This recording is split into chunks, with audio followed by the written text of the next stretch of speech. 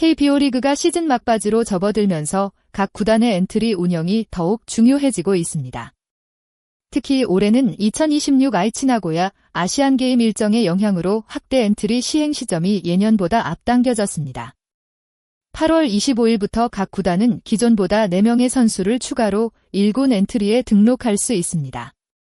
최대 34명까지 등록이 가능하고 경기에는 32명이 출전할 수 있기 때문에 감독 입장에서는 선수 활용폭이 크게 넓어집니다. 롯데 자이언츠에게 이번 확대 엔트리는 단순한 선수 보강이 아닙니다. 24일 기준 50승 2무 58패로 6위에 자리한 롯데는 아직 가을 야구의 가능성을 완전히 포기하지 않았습니다. 남은 경기에서 얼마나 많은 승리를 만들어내느냐에 따라 순위가 크게 달라질 수 있는 상황입니다. 그렇다면 롯데는 확대 엔트리에서 어떤 선택을 해야 할까요? 팬들의 시선이 자연스럽게 향하는 이름이 있습니다. 바로 베테랑 포수 유강남입니다. 유강남의 올 시즌 1군 성적만 보면 확대 엔트리 후보로 쉽게 거론하기 어려울 수도 있습니다. 올해 1군 52경기에 출전해 타율 0.233, 116타수 27안타, 3홈런, 9타점을 기록했습니다. 특히 최근 1군에 올라왔던 기간에는 타격에서 강한 인상을 남기지 못했습니다. 하지만 퓨처스리그로 시선을 돌리면 이야기가 달라집니다. 유강남은 퓨처스리그 22경기에서 타율 0.345, 55타수 19안타, 2홈런, 14타점을 기록하고 있습니다. 단순히 경기 수만 채운 것이 아니라 타격감 자체는 상당히 괜찮은 수준입니다. 23일 한화 이글스와의 퓨처스리그 경기에서도 3타수 1안타 1득점을 기록했습니다. 즉, 유강남에게는 분명한 장점과 고민거리가 동시에 존재합니다. 2군에서는 좋은 타격감을 보여주고 있지만 1군에 올라왔을 때 그 흐름을 이어가지 못했다는 점입니다. 유강남은 단순한 백업 포수가 아닙니다.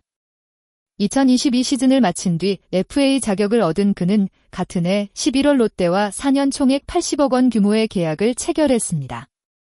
계약금 40억 원, 연봉 34억 원, 옵션 6억 원이 포함된 대형 계약이었습니다.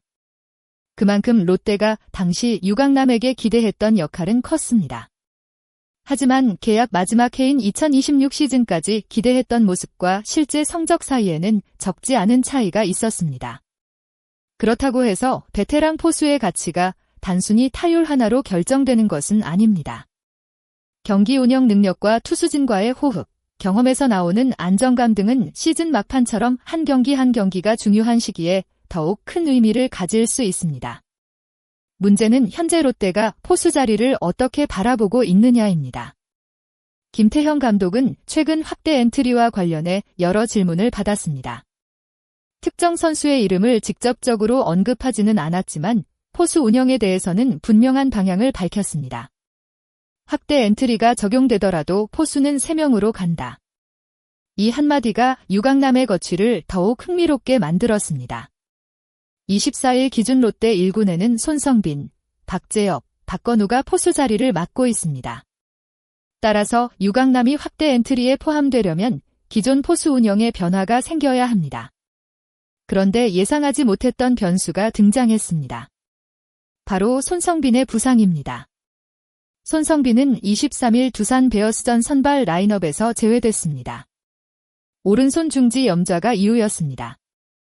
이미 21일 경기부터 해당 부위에 불편함을 느낀 것으로 알려졌고 22일 경기가 비로 취소되면서 하루 휴식을 취했지만 상태가 완전히 호전되지는 않았습니다. 24일에는 병원 검진까지 받았습니다. 이 결과가 앞으로의 롯데 포수 운영에 중요한 영향을 줄 가능성이 있습니다. 만약 손성빈의 결장이 길어진다면 롯데는 선택을 해야 합니다. 가장 먼저 떠오르는 카드 중 하나가 유강남입니다.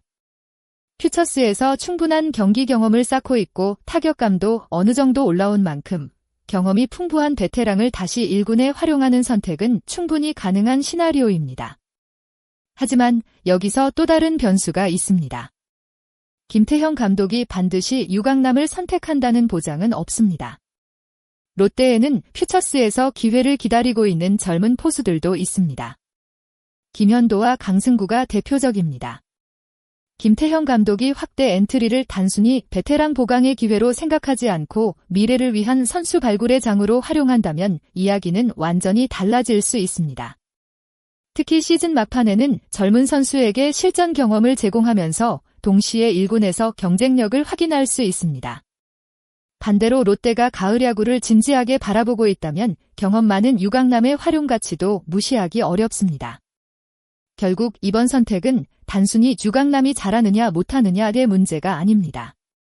롯데가 남은 시즌을 어떤 방향으로 운영할 것인지에 대한 김태형 감독의 전략과 연결된 문제입니다. 확대 엔트리에서 관심을 받는 또 한 명의 베테랑은 전준우입니다. 전준우 역시 퓨처스리그에서 좋은 타격감을 보여주고 있습니다. 23일 기준 25경기에서 타율 0.343, 70타수 24안타, 2홈런, 18타점을 기록했습니다. 최근에도 3경기 연속 안타를 기록하며 경기 감각을 끌어올리고 있습니다. 하지만 전준우 역시 최근 1군에서는 좋은 결과를 만들지 못했습니다. 7월 23일과 24일 두 경기에서 6타수 무안타에 그친 뒤 다시 1군 엔트리에서 제외됐습니다. 결국 롯데는 확대 엔트리 사자리를 어떻게 활용할지 신중하게 판단해야 합니다. 유강남, 전준우 같은 베테랑을 선택할 것인지, 젊은 선수들에게 기회를 줄 것인지, 아니면 투수진을 강화할 것인지에 따라 시즌 막판 롯데의 모습은 크게 달라질 수 있습니다. 유강남에게 이번 확대 엔트리는 단순한 콜업 이상의 의미를 가질 수 있습니다. 4년 80억 원 계약의 마지막 시즌입니다. 이미 퓨처스에서는 타격감을 끌어올렸습니다. 이제 필요한 것은 1군에서 그 모습을 다시 보여주는 것입니다. 물론 최근 1군에서 4타수 무안타에 그친 것은 분명한 부담입니다. 하지만 야구는 한 번의 타석, 한 번의 수비, 한 번의 결정적인 순간으로 분위기가 완전히 바뀔 수 있는 스포츠입니다. 만약 손성빈의 부상 공백이 예상보다 길어진다면 유강남에게 기회가 찾아올 가능성은 충분합니다. 그리고 그 기회에서 유강남이 어떤 모습을 보여주느냐에 따라 롯데의 선택도 달라질 수 있습니다. 현재 롯데에게 가장 중요한 것은 이름값이 아닙니다. 남은 시즌에 실제로 팀 승리에 도움이 될 수 있는 선수를 찾아야 합니다. 유강남은 경험이라는 강점이 있고 퓨처스에서의 타격감이라는 긍정적인 신호도 보여주고 있습니다. 반면 최근 1군에서의 결과는 분명한 약점입니다.